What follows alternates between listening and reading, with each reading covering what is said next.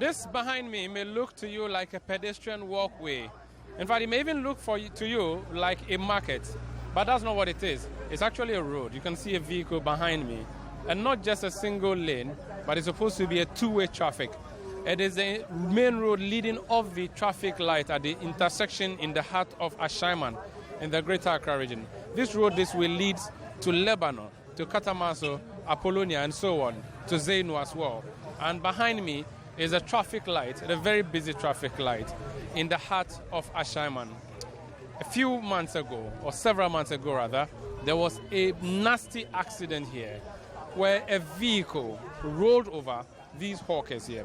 The reason is that these hawkers and marketers and traders have converted the road into a single lane, making it difficult for drivers to ply, making it difficult for pedestrians to move. You can see motorbikes. You can see that. Looks like a standoff already. There are trolleys being carted away, and there are people hawking. And yet, this is supposed to be a road. Let me attempt to speak to some of the hawkers on this particular street. Madam, good afternoon. Can I speak to you? All right. I'm not ready to say anything at all. No. I just wanted to ask you why you are selling here on the road. What's wrong with the market? Why are you not in the market? There's no place over there. There's no place over there. Have you tried to look for a shop? Yes. And they said what? They will not give you? Yes. Madam, you said you define market. Market. What kind of market? What do you do here? Me, I sell this one. I know their market. You sell for earthenware, silver, and several cloth. Silver and cloth. And this one.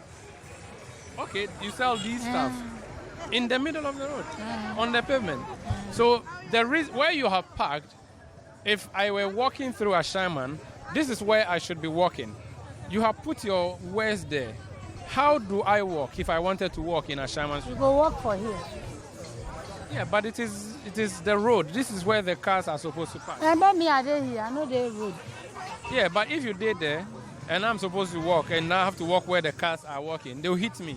Oh, you know what hit you. Also, you've heard a story there. That is a story of Abena, and it's the same story with many people here who are doing business. Some say they do not have shops in the markets that have been created by the Ashaiman Municipal Assembly. That is what has forced them to take over the streets. And of course, the Assembly also claims that it is fighting to remove these people. The battle continues. You've heard him that he's been here for a decade plus, and she will still continue to be here.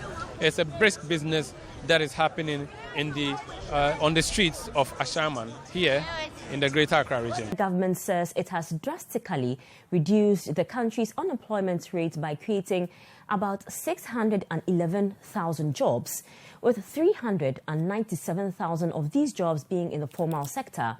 According to the Minister of Employment and Labour Relations, Ignatius Bafwewa, under the leadership of President Kufuor, the unemployment rate in the country has been reduced by 7.1%. In a media encounter in Accra today, the minister attributed the decline to the creation of government's flagship programs such as the One District, One Factory, Free SHS policy, and the Planting for Food and Jobs initiative, which he says has created about 153,900 jobs. A total of 611,397 jobs were created in the formal sector. Out of this figure, the ministry's department and agencies accounted for 343,458 jobs, whilst the former private sector also created 267,939 jobs. Now, the Deputy Executive Director of the Forestry Commission, John Aloti, says he's shocked over allegations that the Commission is still issuing out illegal permits for the felling of rosewood despite a ban on the felling and export of the tree. The Ministry of Lands and Natural Resources in March 2019 announced a ban on the felling of rosewood. However, the Member of Parliament for Bulsa South, Dr. Clement Park, says an investigation by an international organization, the Environmental Investigation Agency, cited the Forestry Commission for issuing out permits for the felling of the tree. Based on that report, the MP has petitioned the Office of the Special Prosecutor to investigate a possible case of corruption. But Mr. Aloti tells City News the report by the Environmental Investigation Agency is nothing new, and that the Forestry Commission has already issued a rejoinder to that effect.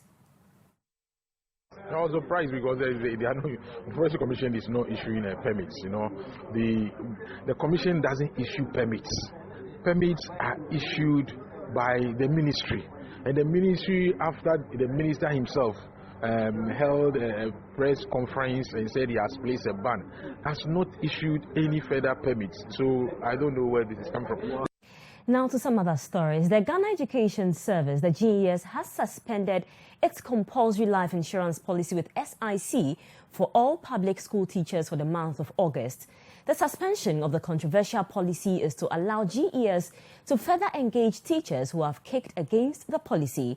The National Association of Graduate Teachers, NAGRAT, had threatened a strike in September if the policy of deducting 10 cedis monthly from teachers' monthly salary is not reversed. Speaking at a press briefing, the Director General of the GES, Professor Kwesi Opoku-Amankwa, said an exit form is available for teachers who want to opt out of the program.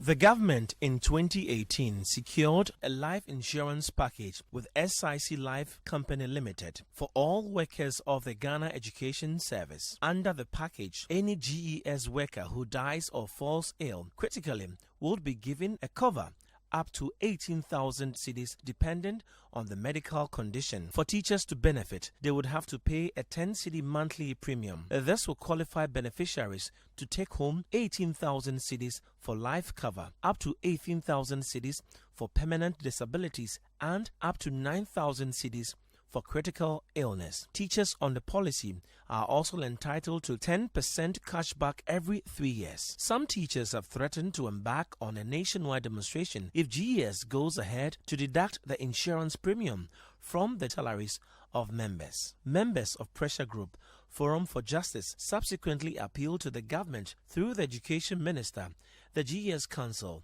the Board of State Insurance Company SIC, the clergy and civil society organizations to impress on GES to suspend the policy, since its imposition could lead to tensions in the education sector. Reacting to some of these claims at a press briefing in Accra on Thursday, the GES explained that the policy is not compulsory but optional for teachers. To further engage teachers on the policy, the GES says it has put on hold the policy for the month of August. After August, all public school teachers will be put on the system, but only those against it will be given an exit form to opt out.